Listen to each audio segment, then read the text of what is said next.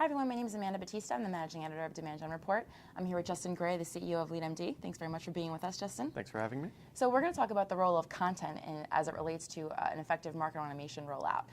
So we've heard the word content, we've heard content marketing. It is no longer just a buzzword. It is in fact something that every marketer needs to do at this point. Right. So can you explain how content collateral really helps marketers establish that relationship with their prospects? Yeah, I think, obviously content is the most important element of our marketing cycle. It's our message to the buyer, it's our interaction with them, it's the only motivation for them to tell us more about themselves so we can market better and continue that conversation. So getting, buyer personas is the starting point for content, determining why our buyers psychologically buy, what they need in order to feel comfortable exchanging information with us, developing trust.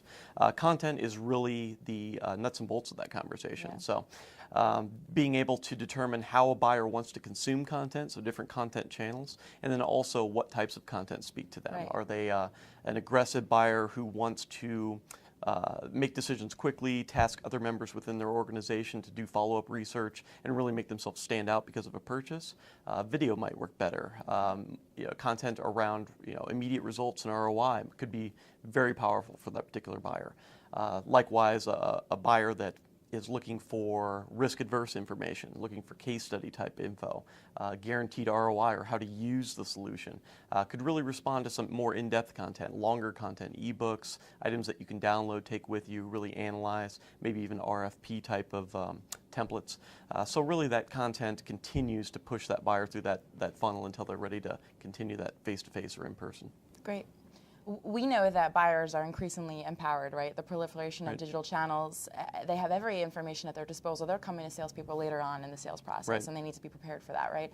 So the notion of thought leadership, marketers, vendors really have to come off as a thought leader and establish, that relationship by really speaking to buyer pain points and those key objectives. So how do marketers really do that? Well, again, it gets back to your content pipeline, determining where to interject items like blog posts, items like your social following, your social profile. Where are we going to be able to insert ourselves as a thought leader and teach our buyer, our customer, how to better use our product or our service? So, that process is absolutely key, and ultimately for a lot of organizations, it's just getting off the starting blocks, getting that message out there, involving your executive team, making them feel comfortable distributing information across social channels.